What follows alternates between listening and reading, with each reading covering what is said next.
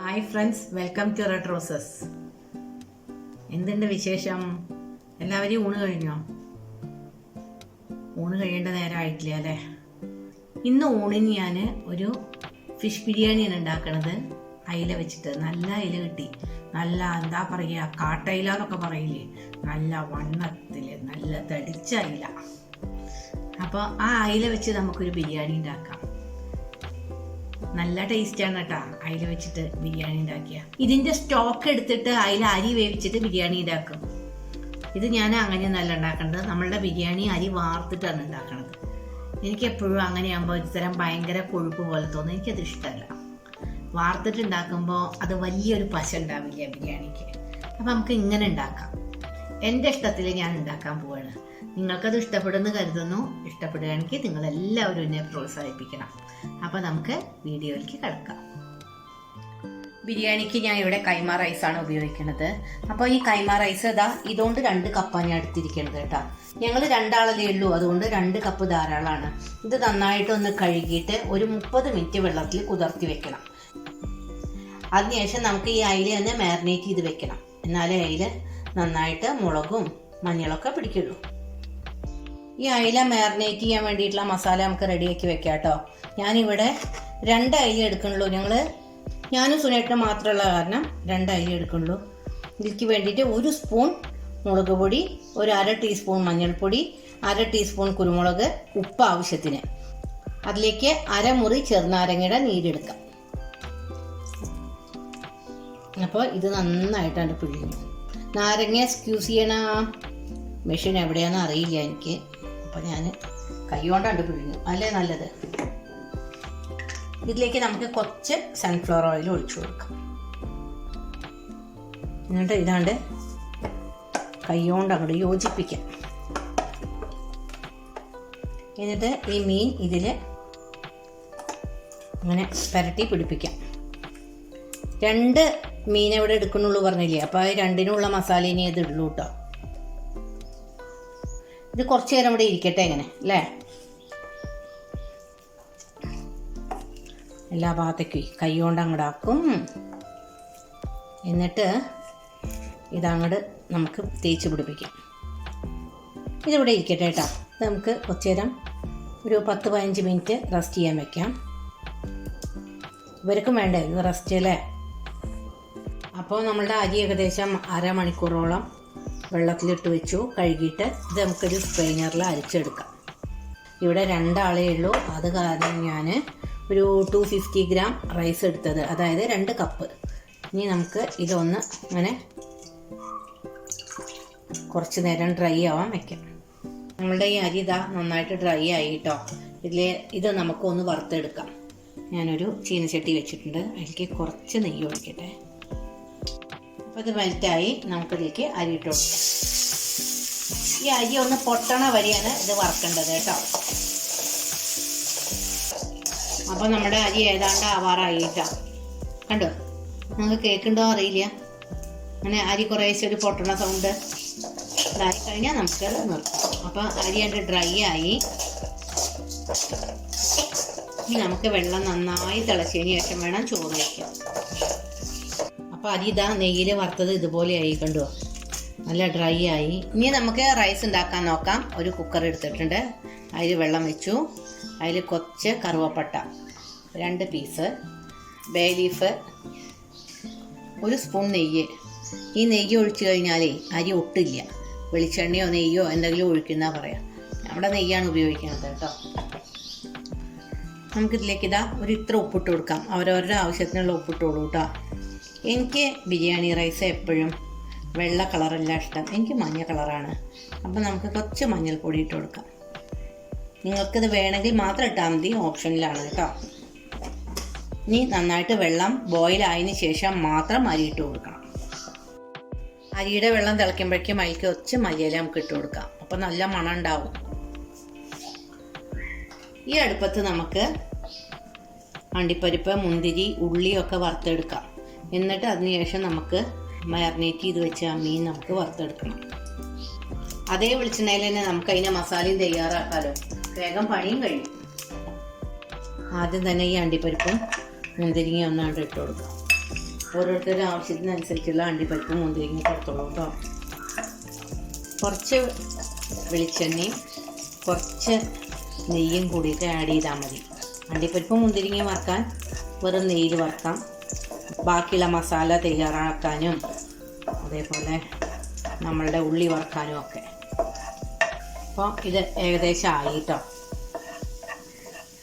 അത് ആയി കഴിഞ്ഞാൽ കരിയും. ഇത് നമുക്ക് തിരിക്കേണ്ട വാങ്ങിയെടുക്കാം.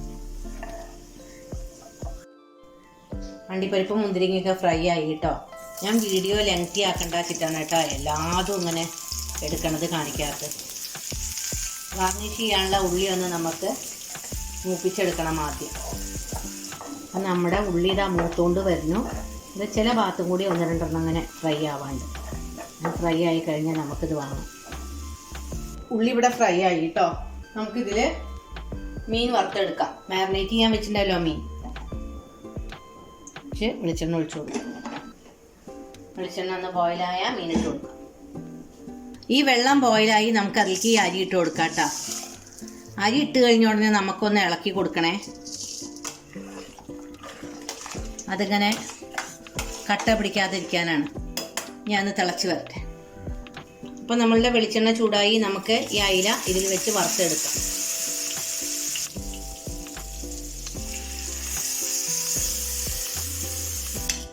അപ്പോൾ ഞാൻ എന്താ അവിടെ മീൻ ഫ്രൈ ചെയ്തെടുത്തു കേട്ടോ. ഇതേ വെളിച്ചെണ്ണയിൽ തന്നെ നമുക്ക് ബാക്കിയുള്ള മസാല ഉണ്ടാക്കാൻ നോക്കാം. ചോറ് വെന്ത് കിട്ടി. ഇത് നമുക്ക് സ്ട്രെയിനറിൽ അരിച്ചെടുക്കാം. അപ്പോൾ ഇതാ സ്ട്രെയിനറിൽ ചോറ് വറുത്തെടുത്തു. ഇതാ കണ്ടോ, അരി നല്ല പാകത്തിനായി. ആദ്യം നമുക്ക് ബേ ലീഫ്, കുരുമുളക്, തക്കോലം, ഏലക്കായ, പിന്നെ 4 ഗ്രാമ്പു വേണം. അപ്പോൾ ഗ്രാമ്പും കൂടി ഇട്ടു. ഇതൊന്ന് നന്നായിട്ട് മൂപ്പിച്ചെടുക്കണം. ഏലക്കായൊക്കെ ഞാൻ ചതച്ച് വെച്ചതാണേ. അപ്പോൾ പിന്നെ അതിൻ്റെ സ്മെല്ലൊക്കെ നന്നായി കിട്ടും.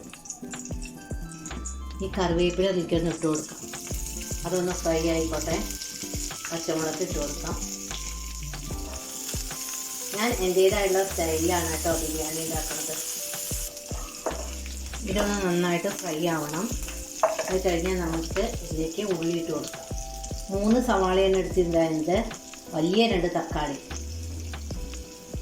നമുക്ക് സവാള ഇട്ട് കൊടുക്കാം. സവാള വളരെ നൈസായിട്ടാണ് അരിഞ്ഞിരിക്കുന്നത്. ലെയറായിട്ട് വരുന്നുണ്ടല്ലേ അത്. ഇവിടെ അടുത്ത് എവിടെയോ നടക്കുന്നുണ്ട് പള്ളി പെരുന്നാൾ. അതിൻ്റെ ബാൻഡ് മേളാണ് കേൾക്കണം. നമുക്കിതൊന്ന് ഒരു ചെറുതായിട്ടൊന്ന് ഫ്രൈ ചെയ്തെടുക്കാം. വലുതായിട്ട് വേണ്ട, ചെറുതായിട്ട് മതി. ഉള്ളിയായി. ഇനി നമുക്ക് ഇതിലേക്ക് തക്കാളി ഇട്ട് കൊടുക്കാം. അപ്പോൾ നമ്മുടെ ഇഞ്ചി വെളുത്തുള്ളി പേസ്റ്റൊക്കെ ആയി. 1 ടീസ്പൂൺ മല്ലിപ്പൊടി, 1/2 ടീസ്പൂൺ മഞ്ഞൾപ്പൊടി, ഗരം മസാല ആവശ്യത്തിന്, അതായത് 1/2 ടീസ്പൂൺ എടുത്തിട്ടുള്ളൂ. 1/2 ടീസ്പൂൺ കുരുമുളക് പൊടി, കുറച്ച് പെരുംജീരകപ്പൊടി, 1 ടീസ്പൂൺ മുളക് പൊടി. ഇതെല്ലാം കൂടി നമുക്ക് ഇതിലേക്ക് ഇട്ട് കൊടുക്കാം.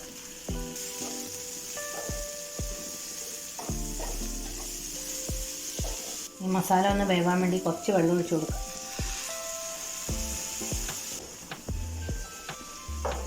നന്നായിട്ട് വേവട്ടെ. അടച്ചു വെച്ചിട്ട് വേവിക്കും.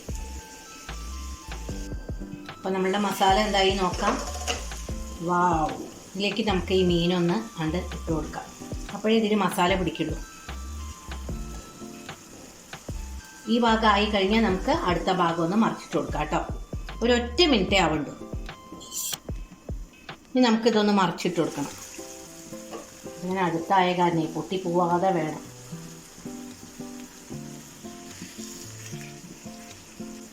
ഈ മീൻ വറുത്ത വെളിച്ചെണ്ണയിൽ നമ്മളിത് ഒക്കെ മൂപ്പിച്ച കാരണേ ഇതിൻ്റെ എസൻസൊക്കെ അതിൽ കിട്ടിയിട്ടുണ്ട് കേട്ടോ. അങ്ങനെ ഒന്ന് ട്രൈ ചെയ്ത് നോക്കൂ കേട്ടോ.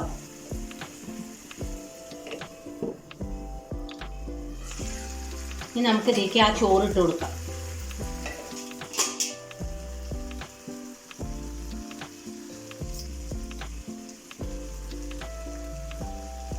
രണ്ടാൾക്ക് ഈ ഒരു പാത്രം ധാരാളം.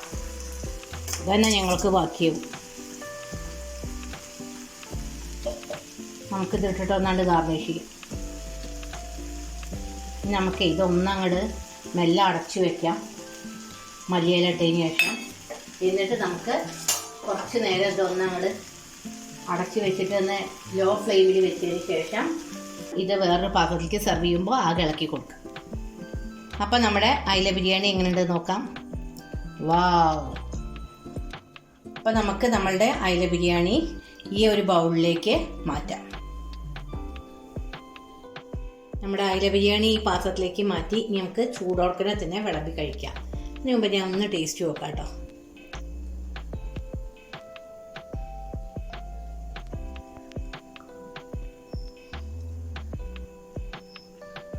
വാവ്, എന്താ ടേസ്റ്റ്!